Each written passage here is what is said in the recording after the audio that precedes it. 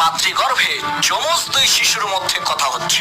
একজন আরেকজনকে বলছে, তুমি কি প্রসব পরবর্তী জীবনে বিশ্বাস করো? তখন দ্বিতীয় জন বলল, অবশ্যই বিশ্বাস করি। প্রসব পরবর্তী জীবনে আমরা বিভিন্ন ধরনের সুস্বাদু খাবার খেতে পারবো, খুব সুন্দর সুন্দর পোশাক পরতে পারবো, রং বেরঙের ফুলের ঘ্রাণ নিতে পারবো, বিচিত্র ধরনের জীবজন্তু পশু পাখি আর মানব জাতিকে দেখতে পাবো, আর সবচাইতে বড় কথা, আমরা সেখানে আমাদের মাকে দেখতে পাবো। তখন প্রথম জন বলল, আরে বেটা বেকুব, মা বলতে কিচ্ছু নাই।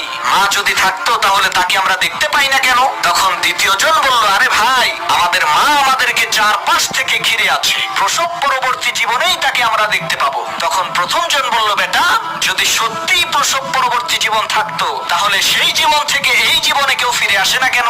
শোনো মুসলমান, আমি কোনো মাতৃগর্ভে থাকা শিশুর গল্প বলছি না, আমি বলছি আমাদের সমাজে থাকা কিছু শিশু মস্তিষ্কের কাফের আর নাস্তিকের কথা। তারাও ঠিক একই ধরনের প্রশ্ন